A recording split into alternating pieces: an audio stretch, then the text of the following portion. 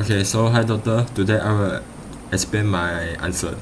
So for the first question is I think it's more many of the people problem because project ocean I think fear mainly because of people and organization problem because not technical ones. Because technical issue like system complexity and oracles inexperience were mentioned, but the bigger problem was poor management. The project suffered from frequent leadership change which caused the confusion and stopped them the team from setting the goals, and each time a new manager took over plans and priority shift, it will leading to delays and disorganization. And another major issue was misaligned responsibility. The water department, which will actually use the system, had little control over the project. Instead, the finance department did the effort. So even though it had less to loss if things went wrong, the key departments and user like customer service were also left out of the decision making. So this lack of inclusion and communication created the weak governance and turned the project into a political struggle rather than a team effort, and in the end it wasn't a technical failure but poor planning, leadership turnover and lack of collaboration that brought the project ocean down. And also the project also failed because due to the poor communication and unclear leadership, and contractor and city staff clashed because process were defined and no one here on the project leading to delays and confusion. So in the end the lack of coordination, not just technical issue, caused the collapse. So for the what factor contribute to the problem associated with project ocean is the project also faced serious problems due to a mix of technical, manager, and political issues. So the first is the city underestimate the how hard it will be to replace its outdated 30-year-old building system with a modern one. The Oracle system need a lot of change to fit the city complex building rules, which will cause the delay and the cost overrun. What was spent as a 1 year 9 million project end up taking years and costing at least 18 million. So on the management side, the poor leadership and high turnover made the thing worse.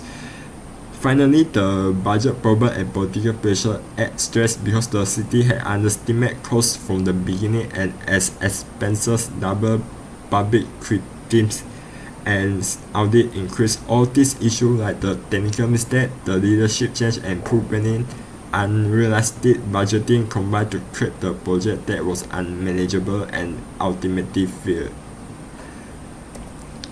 So for the question 3 is negotiating of MOIS vs Oracle. So when we negotiating the project ocean contract, the MOIS and Oracle had very different goals. So for the MOIS, he want to protect the city investment, delivery a working building system and control the cost. But to do this, they push for any of the share software and expected Oracle to cover the extra cost. MOIS took a firm stance, even threatening the legal action if Oracle don't want agree. So on the other hand, the Oracle defend its word, claiming it had followed the contract and it was not a fault. Well, Oracle agreed to waive 6.9 million in a fees, and it admitted not wrongdoing, and Oracle want to treat the change as a simple contract update, not a failure. So in short, the MIS want the result and accountability, and Oracle focus on limiting the responsibility and loads. So the last question is can this project be safe? If not, what should the new agreement include? If not, can the Oracle come to an agreement that satisfies the both party, or would this end up being a win-lose situation? So for my answer is I think the project ocean was eventually safe, but only after major change and compromise. The city added the basics to a proven building system to replace the Oracle custom code. A new multi-agency team took over the project, and Oracle agreed to waive 6.9 million in cost, so the total spending cap was set at 19 million. The agreement showed that the project could be salvaged with a new plan, better oversight and fewer custom solutions. So for the future success, any new agreement should include a test of the sales system, clear roles with the water department indeed, and strong governance and performance-based contract with penalty or rewards. This change help avoid a complete failure, and if a new agreement hadn't been reached, the project will have end in a win-loss situation. The city losing money and Oracle losing the contract. Instead, the both sides compromise. The city got a workable path forward, and Oracle avoid full ban but gave up the control.